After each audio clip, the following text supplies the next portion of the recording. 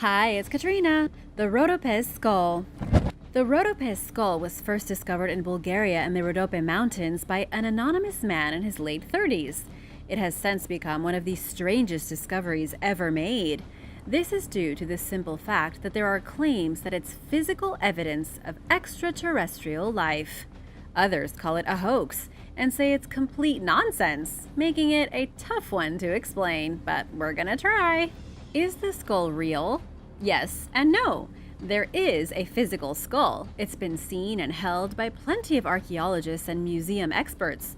In fact, the director of the Museum of Paleontology in Azanovgrad, Dmitry Kovachev, said the skull has no resemblance to any hominid known to science. It has 6 cavities that are like eye sockets that don't match with any living creature that we know of. Some say the monster must have had 6 eyes, while others suggest an unknown organ system. Another bizarre feature of the skull is that it doesn't seem to have a mouth. It doesn't look like any kind of living being seen on the planet in the last 30 million years.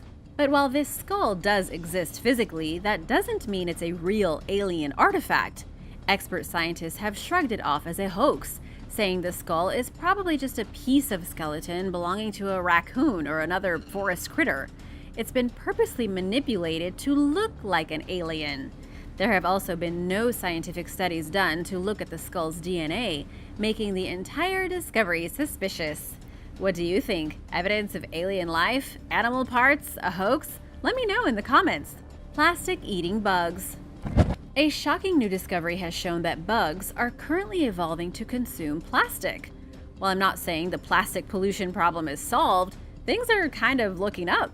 Both microbes in the ocean and bugs in the soil are developing a taste for discarded plastic.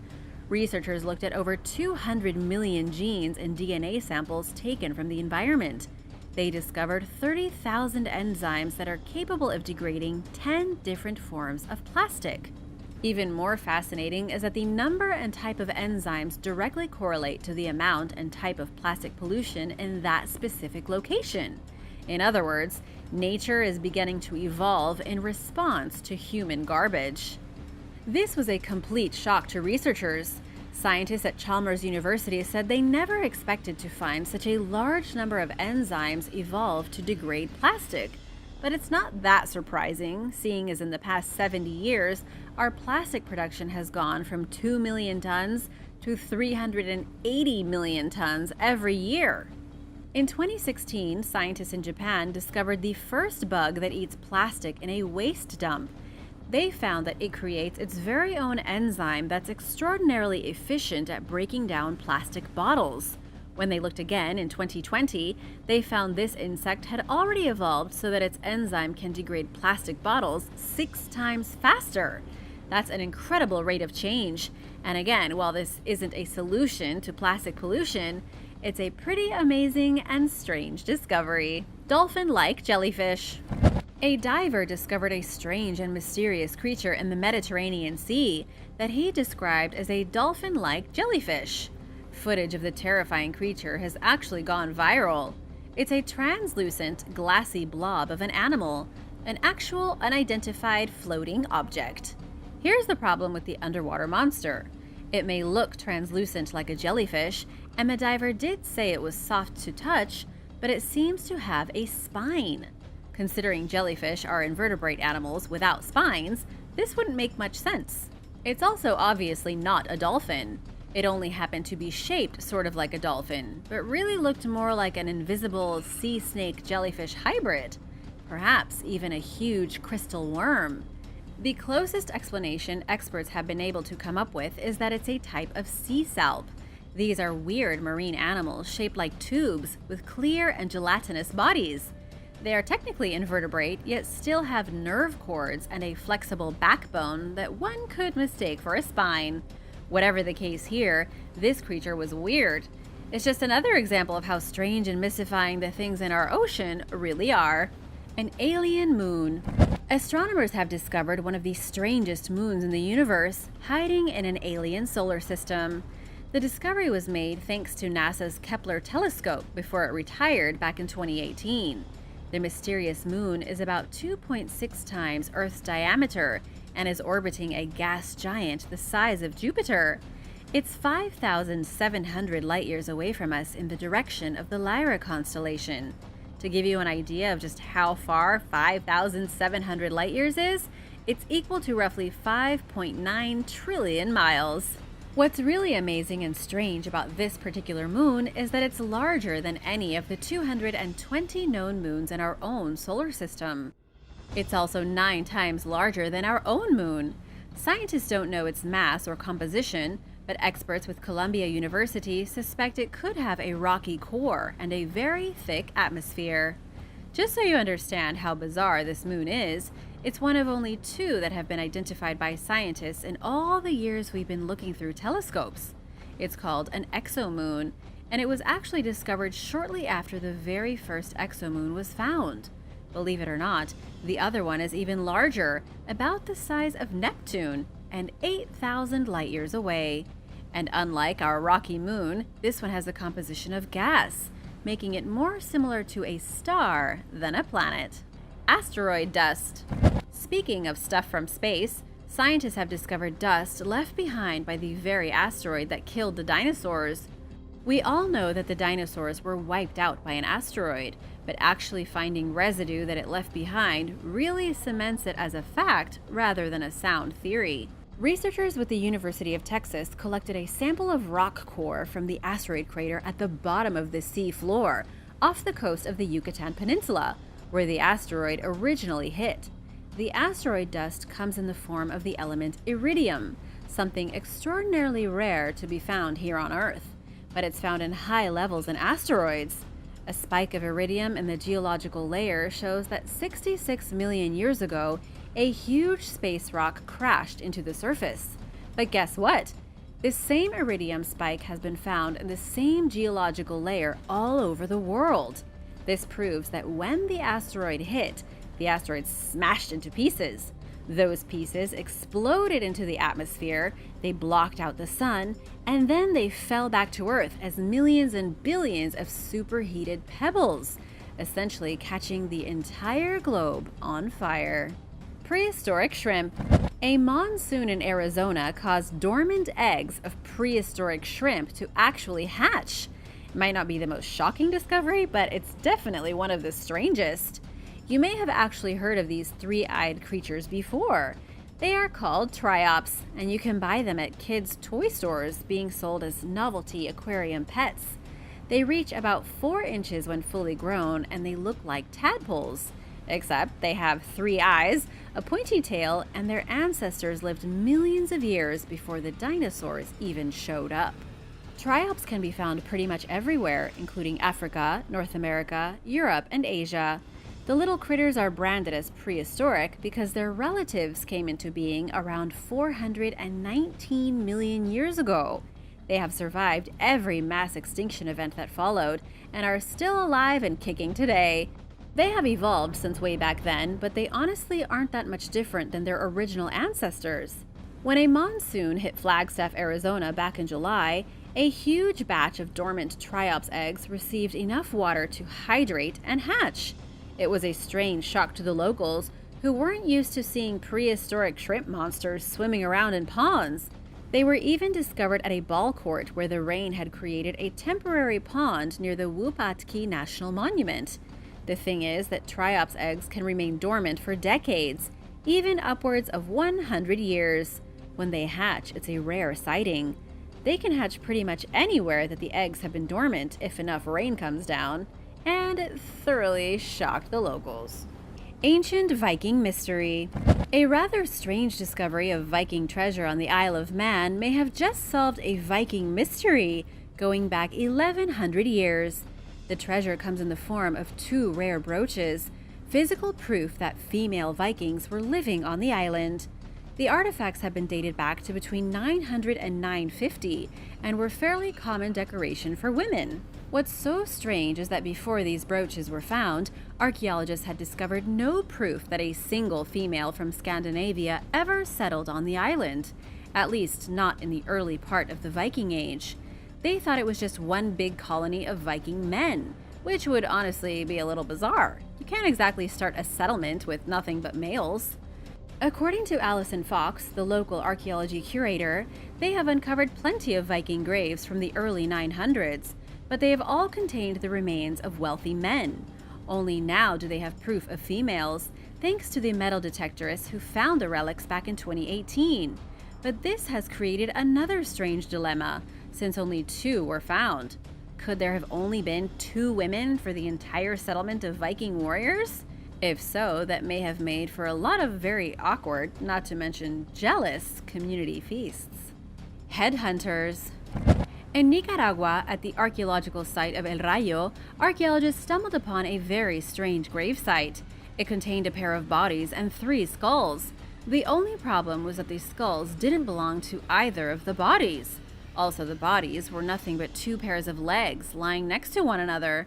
So really, it was just 2 sets of legs and 3 heads. Archaeologists were able to identify one of the leg pairs as belonging to a teenager. There was 1 skull lying in a bowl at the teen's feet, shards of another skull near its knees, and a 3rd skull lying on its pelvis. Archaeologists believe all 3 skulls had been placed in bowls and then put with extreme care on the teenager's lower half. The lead excavator, Jeffrey McCafferty, says it's one of the most complex burials ever excavated in the entire country. He and his team have found the occasional skull in a pot buried with a dead person, but never 3 in one grave, never mind lined up in a neat row. After the discovery, the archaeologists tried to find the top halves of these individuals. They came up empty-handed. This has left researchers scratching their heads because they can't figure out what the purpose of the grave was. It may have been a young kid who was captured during a fight and then brought back to camp and massacred. It may also have been a teenage warrior from a group of headhunters who buried their dead with the decapitated heads of their enemies. The biggest issue is that nobody really knows who lived in Nicaragua prior to the Spanish arriving. When the Spaniards came, they obliterated every single piece of indigenous documentation. They literally wiped them off the face of the map, and this has made it very difficult to learn anything about the indigenous groups of the area and what their lives and culture was like. Mysterious metal. Scientists have discovered what they describe as a strange metal. This metal behaves in a mysterious way that they can't seem to figure out. The metal, if they ever manage to understand it, could lead to a few major breakthroughs in technology. Some of these breakthroughs could include lossless power grids, quantum computers, and fundamental secrets of the universe. Metals like copper and silver behave in a very predictable way. Scientists know exactly how to use them. But when they discovered this newest strange metal, they found that it doesn't behave according to normal electrical rules. The metal doesn't carry an electric charge with electrons like it's supposed to. It instead carries electrical charges with waves that behave so strangely, scientists can't get a grasp on it. The metal comes from a class of material called cuprates, copper oxide materials that are great for being superconductors. They conduct electricity with no resistance at high temperatures. In fact, we've been using them already for 30 years. It was only recently that scientists figured out how the electrical current is physically moving through the material, using these mysterious waves instead of the normal electrons. They just don't know why or how they can better utilize this strange metal to create futuristic technology. The CERN Abyss Giant. The CERN Abyss Giant is the strangest puzzle in the entire United Kingdom. It's the largest chalk hill figure in Britain. He's a large, naked man with a club in his right hand drawn with chalk on the side of a hill. What's truly strange about this giant is that he's over 160 feet tall and has a piece of male anatomy over 33 feet long. The giant was made by shallow trenches cut into the side of a hill, then filled with chalk rubble. It's been a mystery for decades because no one knows who created the giant or how long ago. These days, the CERN Abyss Giant is one of only 2 surviving hill figures in all of England. In 2020, Dr. Mike Allen went to investigate the giant in hopes of solving the mystery, and he believes he may have finally figured it out. He managed to do an analysis of the entire hill and place the original date of the giant at somewhere around the year 700. That was 1,300 years ago. The only question still remaining is why? One plausible theory is that the giant is actually supposed to be the depiction of a god. The Anglo-Saxons worshipped a god called Hail. They may have created the giant in Hail's image, and eventually knowledge of the place was lost. He wasn't discovered again until much later, around 1560. That was when the locals realized there was a huge giant made from chalk watching them from the hillside. Wild alligator snapping turtle. In Illinois, a team of experts made a rather bizarre discovery in the river. They found the very first wild alligator snapping turtle since 1984. It's been 30 years since someone has seen one of these turtles in Illinois, giving some hope for the state endangered species. The animal may have actually survived human interference and is now bouncing back without our intervention. That's one tough cookie. This creature looks like a terrifying beast and a prehistoric monster. The turtle can grow over 2 feet long and weigh over 220 pounds. Imagine only being that length with that kind of density. It's incredible. They can live over 70 years in the wild, defending themselves with jaws like a bear, a shell covered in spikes, and a scaly tail. Most people refer to them as the dinosaurs of the turtle world. They also happen to be exclusive river monsters, found throughout rivers and other waterways in the United States. There are myths that alligator snapping turtles love to attack people, but that's not really true. What they will do is bite your finger clean off. They have a bite force of 1,000 pounds, so they shouldn't really be handled. It was herpetologist Chris Phillips who found this newest snapping turtle at the bottom of Clear Creek. He had actually been looking for a young male snapping turtle with a transmitter on its back. The turtle had been released into the area as part of a human effort to regrow the turtle population. But when he pulled up the turtle, it wasn't the one he expected. It was a female turtle that had been alive for at least 18 years. She also had no tracking device, showing that turtles are already living in the area and seem to be doing well. Killer piranhas. In January, just after the new year, 4 people were killed by a pack of savage piranhas as they were swimming in Paraguay. But what's truly terrifying is that they didn't all die at the same time. I'm talking about 4 different incidents. One occurred just after New Year's Eve on January 2nd, when a 22-year-old man vanished after visiting his family. After a brief manhunt, his body was found floating in the Paraguay River. He had been the victim of a vicious and deadly attack by piranhas. The second victim was also attacked on the Paraguay River, this time near the remote town of Puerto Rosario. A 49-year-old man went for a swim, then was quickly attacked by the aggressive fish. In the middle of the swarming, he began to have a heart attack. He then drowned and was bitten viciously by the piranhas. And finally, 2 other individuals were discovered dead and covered in piranha bites in a tributary of the Paraguay River called the Tebiquary. And these are only the deaths. Local news sources have revealed that there were at least 20 injuries sustained by piranha attacks in the weeks leading up to the deaths. At the Bella Vista Beach Club in the town of Itapúa, piranha attacks have become such a frequent problem that the manager is now looking to use chemicals in the water to keep his visitors safe. Attacks on humans by piranhas are actually extremely rare. So what is causing this increase in attacks? Let me know your theories in the comments below. A cold case. A YouTuber named Jeremy Beau Sides actually discovered a car while diving in a Tennessee river. And it wasn't just any car. It was a car involved in a cold case. The vehicle belonged to a pair of teens who were last seen 21 years ago.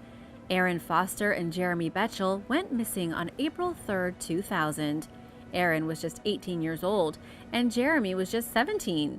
According to the White County Sheriff's Office, they vanished without a trace after leaving Aaron's home, and that was as far as anyone got in the case.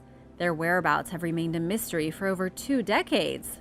But now they've been found, and all thanks to a guy with a camera who likes to upload videos on YouTube and go diving in his local rivers. And he's quite a talented detective. He had actually searched for the missing teens before, first diving into a nearby lake in search of their missing 1998 Pontiac Grand Am, but he couldn't find them.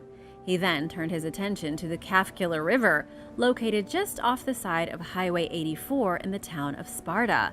Not long after being underwater, he came across a submerged vehicle, and that was when things got really scary. Through the windows, he spotted the remains of the two missing teens. They were still sitting in the car as if waiting to be rescued.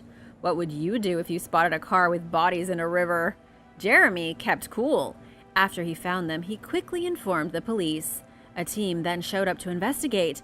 The car was taken out of the river, and the families of the missing teenagers were finally given the answers they'd been hoping for so desperately over the past 20 years.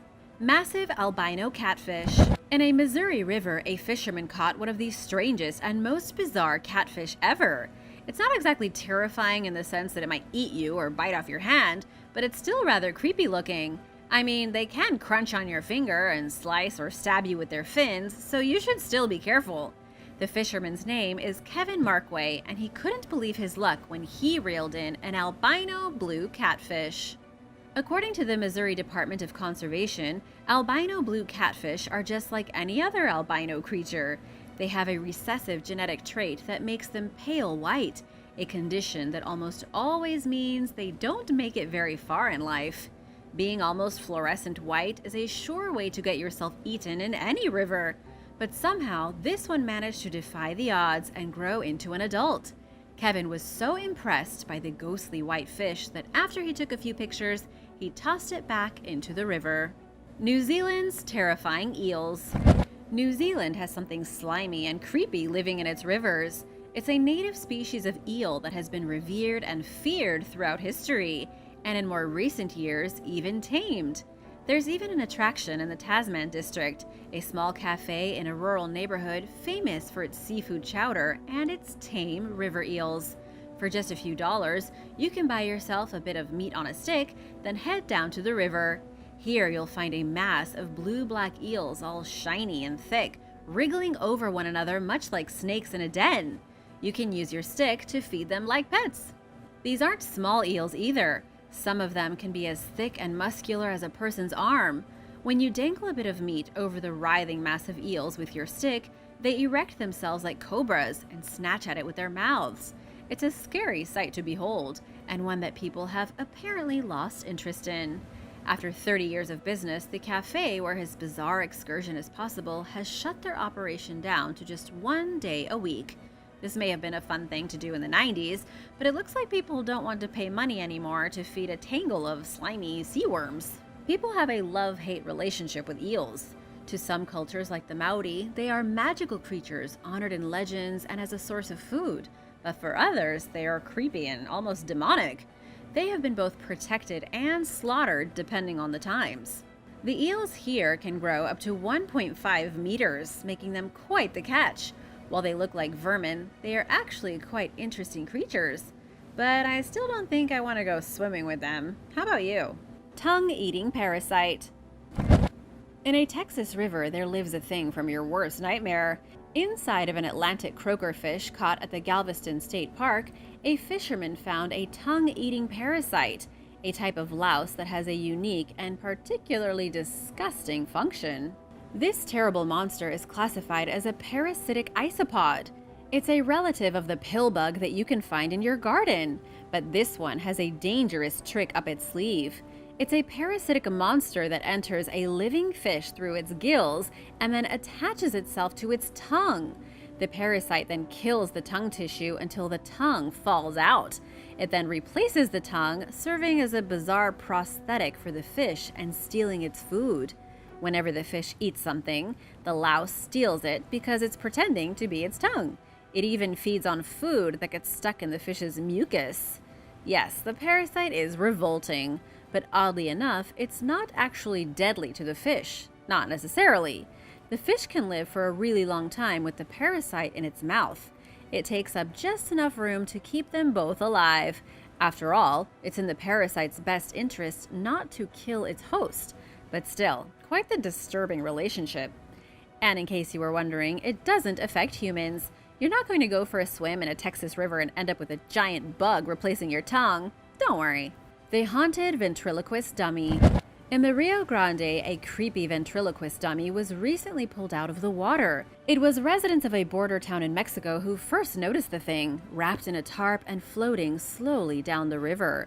Because the ventriloquist dummy is so big, about the size of a child, the local residents feared the worst. It looked as though a person had been killed, wrapped in a tarp, and dumped in the river. What they found instead was a relief, yet also terrifying in its own way. After they fished the floating object onto the riverbank and unwrapped the tarp, they found themselves staring at a ventriloquist dummy. It was badly worn, yet still somehow wearing its suit. One eye was bright blue, the other foggy and black. And to make matters worse, the thing didn't even have human hands. Whoever crafted it gave it vampire-like claws. No one knows why it was dumped into the Rio Grande, who made it, or even where it came from. But local residents were so freaked out that they weren't taking any chances. They quickly made a large bonfire and threw the ventriloquist dummy into the flames. Hopefully, burning the dummy will stop it from releasing whatever curse it might have contained. Pesticides and caffeine. A shocking new study done by the U.S. Geological Survey has revealed alarming amounts of pesticides and pharmaceuticals in river water. Everything from insecticides to caffeine has apparently made its way into the rivers and streams of the United States. It's not that shocking, but it is pretty alarming to see it confirmed by a government agency. So what exactly does it mean? Or more importantly, how is this new information going to affect the health of living things, including the humans that get their water from the rivers? After all, rivers and streams supply much of the drinking water for U.S. citizens.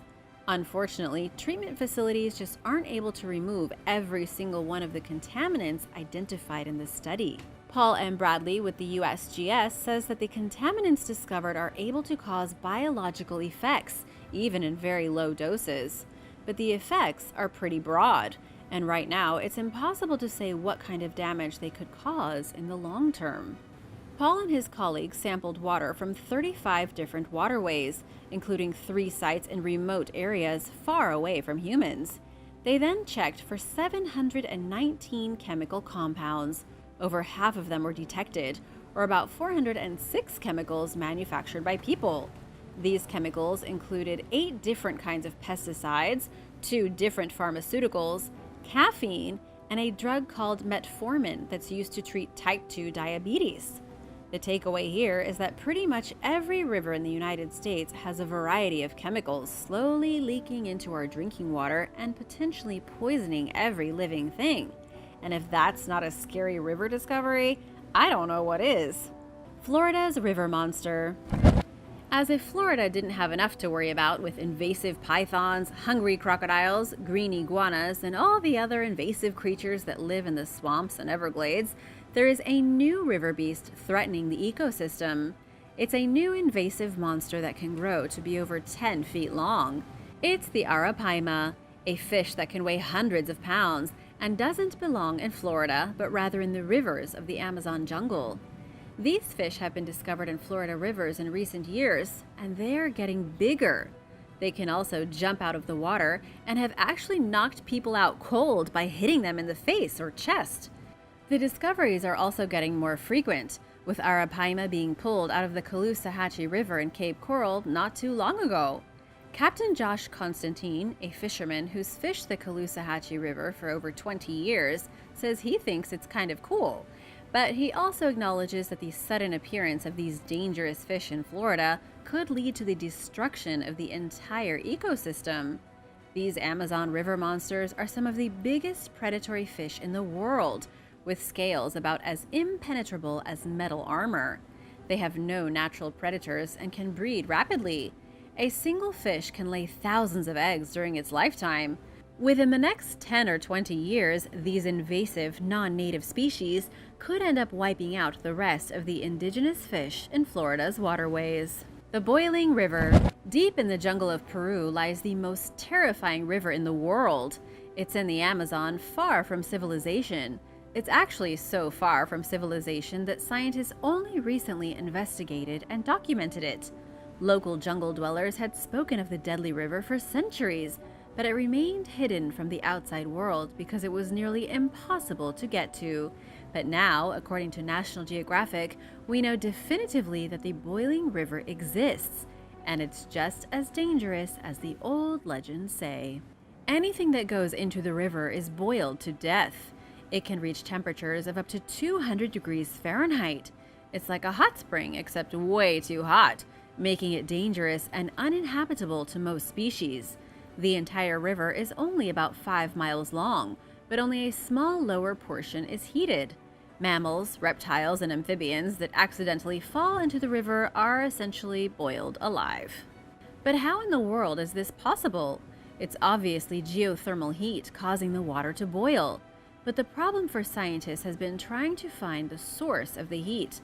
There are no volcanoes nearby, nothing that would explain what's happening here. One theory is that there is some kind of volcanic feature or magma system deep under the earth, unknown to scientists.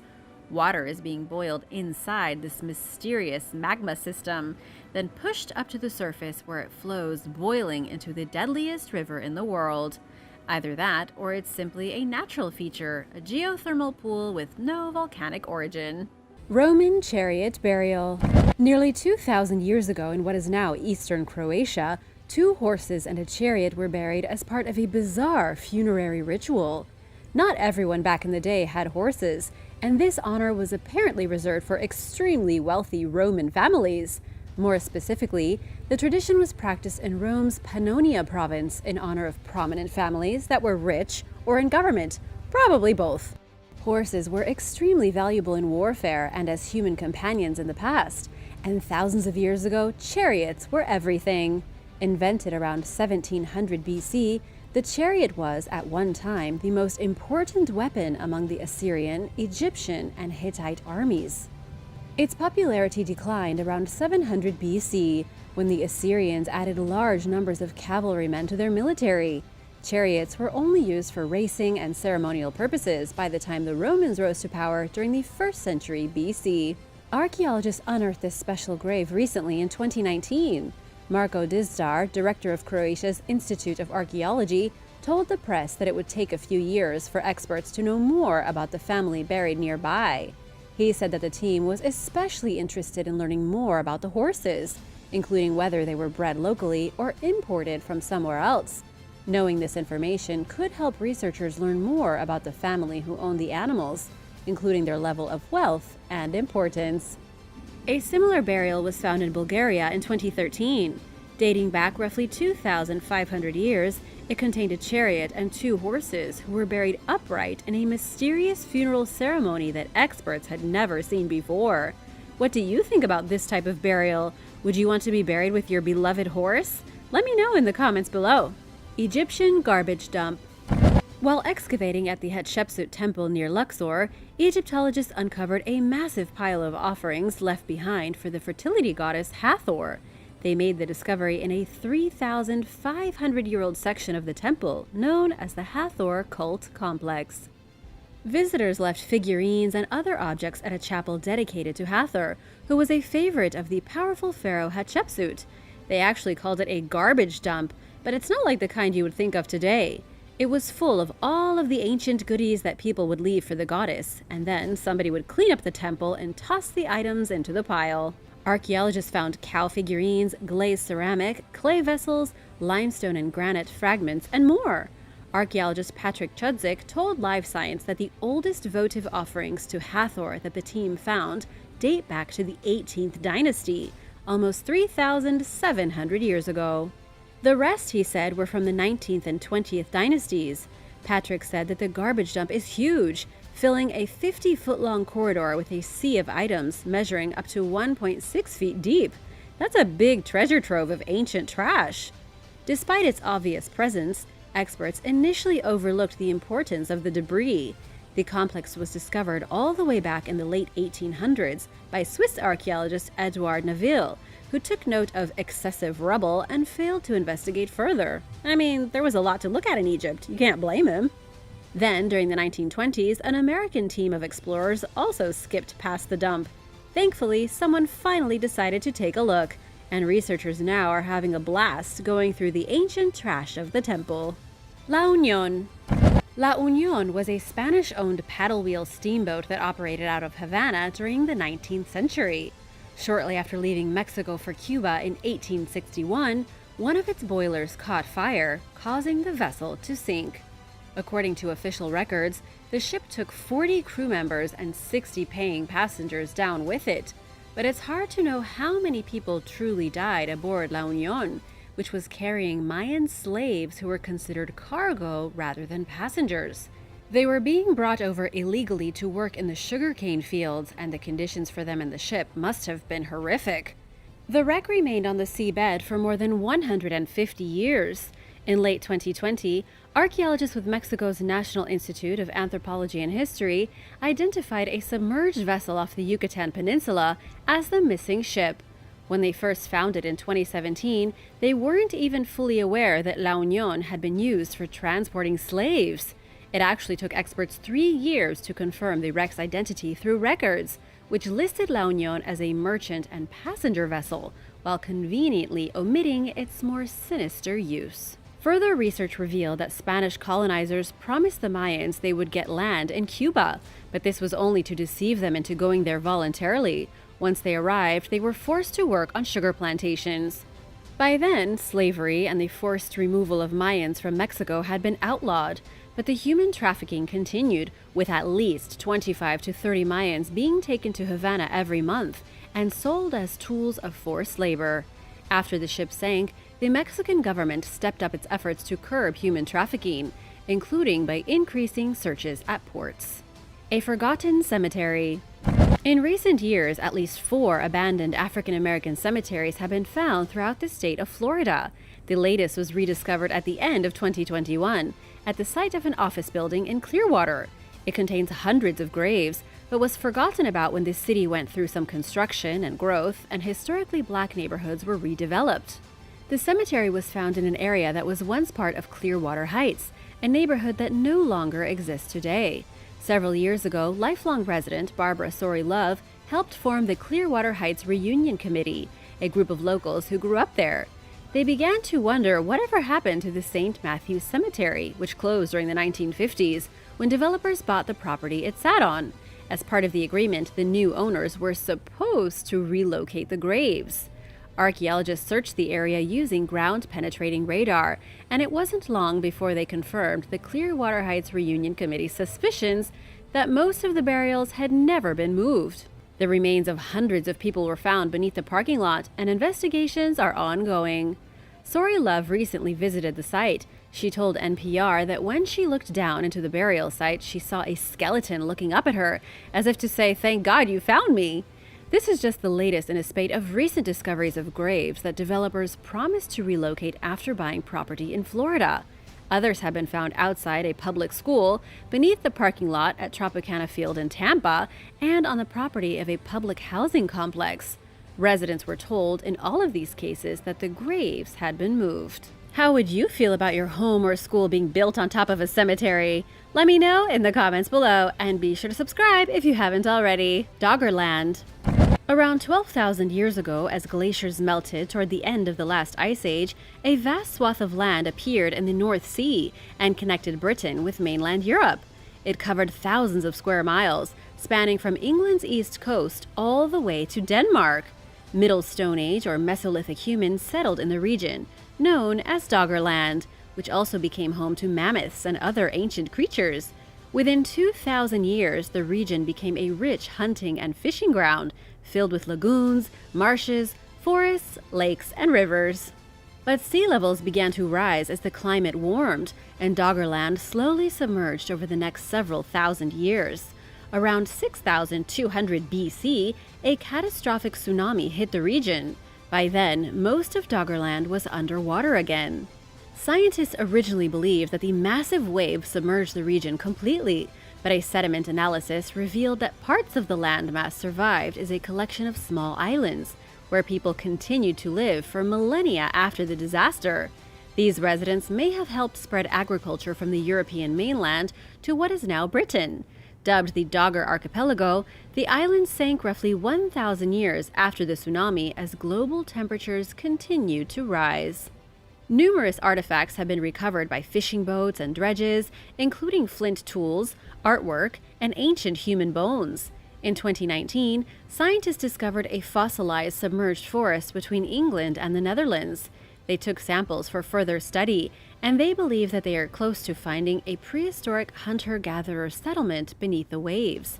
Given Doggerland's size, it's possible, or perhaps even likely, that the region contained many settlements, and that thousands of people once lived there. Large Roman Fort. Sometime during his reign from 12 to 41 AD, the infamous Roman Emperor Caligula established a large fort at Velsen on the Dutch coast. Caligula planned to use the fort in his failed invasion of Britain, but he ended up getting killed. His efforts were taken over by his successor Claudius, who did invade in 43 AD. School children discovered the first signs of the fort in 1945, when they discovered shards of pottery at the site. By the time the Velsen camp became a protected site in 1997, experts were under the impression that it was rather small. They finally realized recently that the camp was much larger than they originally thought. These new findings came after researchers took a second look at records of the fort's features that were taken during the 1960s and 70s, as well as other past archaeological observations. Altogether, the sprawling site spanned at least 27 acres, versus the 2.5 to 5 acres it was originally estimated at, and it may be even bigger than that. The difference in size takes Velsen from being a minor military camp to a legionary fortress. It's thought to have played a key role in the 43 AD invasion of Britain, led by Claudius, which turned out much more successful than the attempts of his predecessor, Caligula. The Clotilda. As the 400th anniversary of the transatlantic slave trade approached in 2019, the Slave Wrecks Project announced the discovery of the last slave ship to arrive in the United States, a two-masted schooner called the Clotilda. The vessel transported 110 African captives from what is now the country of Benin to Alabama in 1856. After arriving in the United States, the Clotilda's captain, William Foster, ordered for the ship to be burned and sank to conceal evidence of participation in the slave trade, which the federal government had banned in 1808. Rumors about the wreck's existence had swirled for decades, but remained unproven until divers finally found it buried in mud in Alabama's Mobile Delta. The water wasn't very deep, but the conditions were treacherous and visibility was almost zero. Researchers were recently surprised to discover that the wreck remains mostly intact. As it turns out, most of the ship didn't catch fire, and the mud that it's buried in has helped to preserve it. The upper portion of the Clotilda is long gone, but 2/3 of it survives. This includes the area below deck and a pen that was used for holding African captives, where conditions were indescribably dismal. Human beings were stashed like cargo into this unlit, unventilated area, where they languished for weeks on end. After the Civil War ended, 32 of the captives who were brought to the U.S. on the Clotilda formed a community called Africatown, USA. Located a few miles north of downtown Mobile, it's home to an estimated 100 descendants of the people from the Clotilda, who helped spark the movement to find the sunken ship. Plans for the wreck remain up in the air. Raising it would be expensive, and the vessel might be too delicate to be pulled from the water. Descendant, a documentary about the Clotilda, will premiere at the annual Sundance Film Festival. Iron Age Settlement.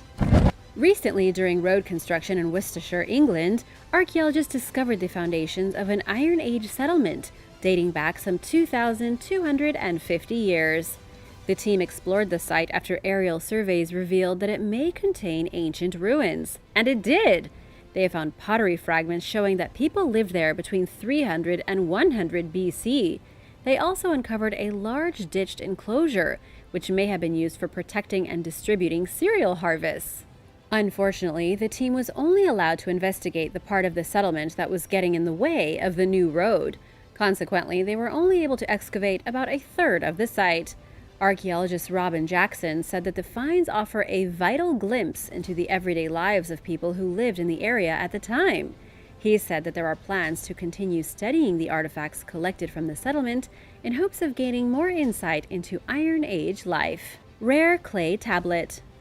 Nicknamed the Burnt City, Shar-e-Sukte is an ancient metropolis in modern-day southwestern Iran. It dates back roughly 5,000 years and was home to 4 different civilizations from its founding in 3200 BC to its fall in 1800 BC. Located along various Bronze Age trade routes, the city was destroyed multiple times in catastrophic fires. Only 4 to 5% of the burnt city's ruins have been excavated. Digging seasons are short, lasting just 60 days, and the process of searching for artifacts is time-consuming, tedious, and expensive. Despite this slow-going progress, archaeologists are consistently making fascinating new discoveries at the site. Recently, the team unearthed a rare clay tablet containing detailed carvings about the types and quantities of shipped goods. Experts haven't deciphered it entirely, but the 11 by 7 centimeter slab seems to be an accounting document. The tablet was buried 13 feet underground in what was once a residential area. Similar artifacts have been found throughout western Iran, but this is the first time something like it has turned up in the country's far eastern region. In addition to the slab, archaeologists have uncovered a collection of animal and human figurines, as well as a kiln. They don't know yet whether the kiln was used for firing pottery, smelting metal, or for some other purpose. Additionally, the team found the remains of a prehistoric monkey, which they believe someone kept as a pet. Its owner buried it in its cage, and based on the city's trade connections, the primate was likely imported from northern India or Central Asia. The current digging season is underway. This year's goal is to reach areas of the burnt city that contain artifacts from the first period of occupation, which they have found scarce evidence of so far. Thanks for watching! Which of these discoveries fascinated you the most? Let me know in the comments below, and don't forget to subscribe! See you next time! Bye!